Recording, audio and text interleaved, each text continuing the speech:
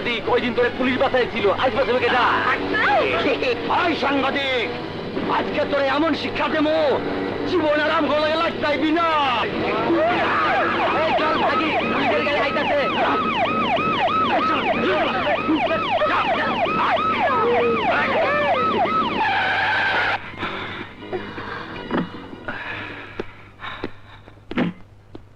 কি ব্যাপার, ওরা কারা আর কেন ওরা আপনার তারা করতেছে? সওদাগরের বাহিনী আমাকে হুমকি দিয়ে গেল, তা আপনি এদিকে কেন? আমার বোনটা সেন্ট্রাল হাসপাতালে, ওরে দেখতে যেতেছি। আরে আমিও তো এদিকে যাচ্ছিলাম একটা নির্যাতিত মেয়ের উপর স্টোরি কভারের জন্য। তাহলে চলুন একসাথে যাই। হুম। আহেন।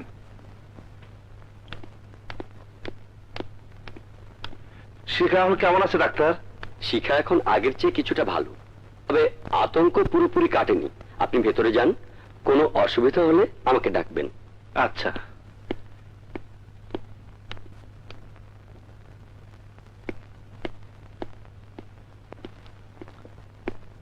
শিখা শিখা শিখা, আমি তোর ভাই শিখা।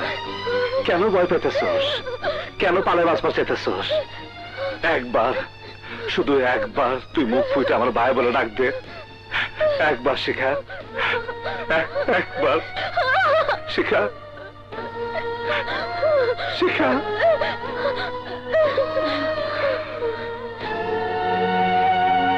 আপনি নিয়মিত ওর পাশে থাকলে হয়তো ওর ভয়টা কেটে যাবে। আমি আমি এমন এক হতভাগা ভাই যে নিয়মিত বোনটাকে চাইতে পারি না। আমি এমন এক চাকরি করি যে চাকরির পিছনে দিন রাত ছুটে যেতে হয় অপরাধীদের পিছনে। এখানে যারা আছে তারা ডাক্তার কিংবা নার্স, সবাই দায়িত্ব পালন করতেছে, চাকরি করতেছে। ওর আপন কেউ না। যদি আর শিখার পাশে আপন কেউ থাকতো তাইলে তাহলে হয়তো অসুস্থ হয়ে উঠতো। আজ থেকে আমি থাকবো ওর পাশে। আপনি থাকবেন? আপনি যদি বিপদের সময় আমার পাশে ছুটে যেতে পারেন, তাহলে আমি কেন আপনার বোনের পাশে দাঁড়াতে পারবো না? আপনি কোনো চিন্তা করবেন না, এখন থেকে থাকবো। আমি একটু নিশ্চিন্ত হইলাম।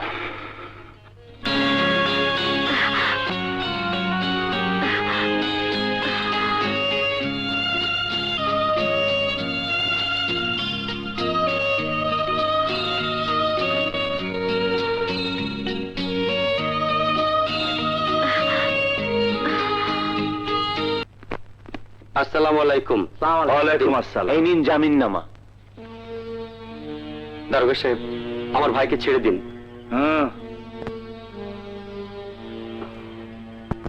সেন্ট্রি, ওই চুল কাটা আসামিরা ছেড়ে দাও। মিস্টার আজাদ, আপনি যে অপরাধে আমার ভাইকে ধরে এনেছেন, সেই একই অপরাধে আরো অনেক অপরাধী প্রকাশ্য দিবালোকে ঘুরে বেড়াচ্ছে এই এলাকায়। কার কথা কইতেছে? আমি সুলতান। সমাজ ব্যবস্থা ক্যান্সারে আক্রান্ত, আর এই ক্যান্সারের নাম সন্ত্রাস। আমি চাই সন্ত্রাস নির্মূল করে এই এলাকার মানুষদের জানমালের নিরাপত্তার ব্যবস্থা করতে। ক্ষমতার লোভে আধিপত্য বিস্তার করতে আজ মানুষ মানুষকে খুন করছে। এই যে কত বড় কষ্টের, কত যন্ত্রণাদায়ক, তা আমি আপনাদের বোঝাতে পারবো না। নিরহ অসহায় মানুষের দুঃখ কষ্টে আমি বড় কষ্ট পাই, আমি বড় কষ্ট পাই, আমি বড় কষ্ট পাই, আমি বড় কষ্ট পাই, আমি বড় কষ্ট পাই।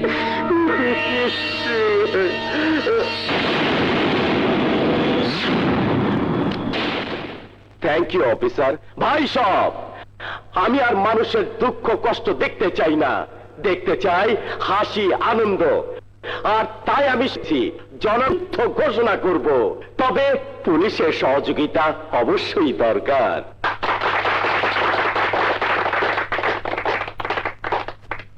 পুলিশ জনগণের জানমাল রক্ষা করার জন্য সবসময় চেষ্টা করে, কিন্তু এদেশের কিছু অসৎ লোকের কারণে পুলিশ তাদের সঠিক দায়িত্ব পালন করতে পারে না। আপনার মতো নেতারা নির্বাচনের আগে সুন্দর সুন্দর কথা কয়, আর এই জনগণ এইসব গাল ভরা বলি হই না, হাত তালি দেয়। আপনারা নির্বাচনে পাশ কইরা নিজেদের আখের গুছা, জনগণ যে লাল সেই কদু, সেই কদু। সাধারণ মানুষের কোনো উন্নতি নাই, তবে এদের উন্নতির খবর পাওয়া যায় এগো ভাষণ আর বিবৃতিতে।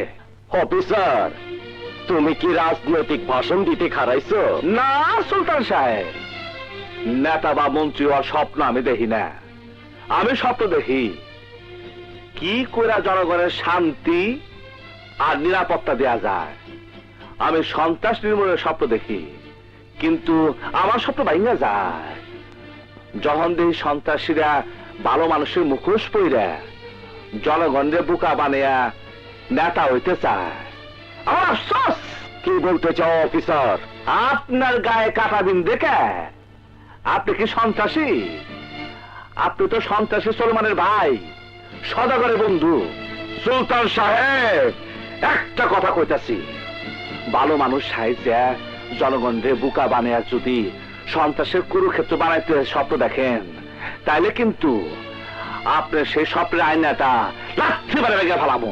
ওই অফিসার, তুমি জনগণের চাকর, পাহারাদার। হ্যাঁ, আমি পাহারাদার, সন্ত্রাস নির্মূলের সৈনিক। জেনে সন্ত্রাস, সেইখানে আমার যুদ্ধ। বাড়ি সব আপনাদের কাছে আমার একটাই অনুরোধ, আপনারা নেতা নির্বাচনে ভুল করবেন না। এখনো সময় আছে, সৎ আদর্শবান লোককে নির্বাচিত করুন। তা না হইলে এই দেশ একেবারে ধ্বংস হয়ে যাইব। আর এই সোনার বাংলা থাকবো না। কথাটা মনে রাখেন, আমি যে কইলাম কথা মনে রাখেন। আর আমি সবাই মিলে দেশটা করি, মনে রাখেন কথাটা। Inspector Azad, inspector Azad, inspector Azad, inspector Azad, inspector Azad, inspector Azad.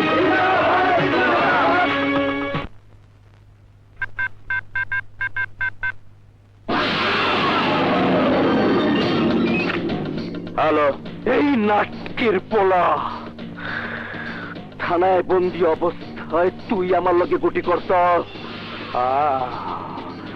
আমি অহন লাখো পাবলিকের সামনে তোর ইজ্জতটা পাংখা কইরা দিলাম। উপকারটা ভালো করছি না?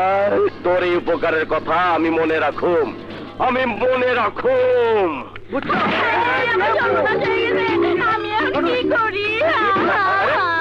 কি ব্যাপার? কি হয়েছে? নামুন, নামুন। কি হয় নাই তাই কর, আমি বরবাদ হয়ে গেছি, আমি শেষ, আমার আর বাইচে থেকে কোনো লাভ নাই। কেন? কি হয়েছে আপনার? এক ছেলে আমাকে ভালোবেসে আমার সর্বনাশ করে পালিয়ে গেছে। কি এত বড় সাহস? আমি তাকে নারী নির্যাতন কেসে এমন ভাবে ঢুকাবো, বাছাধন আর এমন কাজ করার সাহসই পাবে না। বলুন, নাম কি বলুন? তার নাম রবি। হ্যাঁ, তুমি? জি হ্যাঁ, আমি। তাই একেবারে থানায় চলে এসেছো কি মনে করে? কি করব, তুমি যে সবসময় আমাকে অ্যাভয়েড করো। কিন্তু কেন রবি? রুমা, তোমার ভাই একজন সন্ত্রাসী, সে কারণে তোমাকে অ্যাভয়েড করার চেষ্টা করছি। কিন্তু চোখের আড়াল হলেই কি মনের আড়াল হয়? সত্যি বলছো? হ্যাঁ রুমা, আমার বোন নীলার সাথে তোমার ভাই সবুজের সম্পর্ক আছে জানার পরও আমি কোনো প্রতিবাদ করিনি, কারণ নীলা তাহলে কষ্ট পাবে। বুঝেছি, তাহলে বোনের কারণেই আমি তোমাকে পেলাম। হ্যাঁ রুমা, ভাইয়ের অপরাধের কারণে তার বোন শাস্তি পাবে কেন? রবি, আমিও সদাগর ভাইকে খুব ঘৃণা করি, কিন্তু রক্তের বন্ধনকে তো আর অস্বীকার করতে পারি না। কিন্তু এখন তো আমি তোমাকে অস্বীকার করতে পারি না।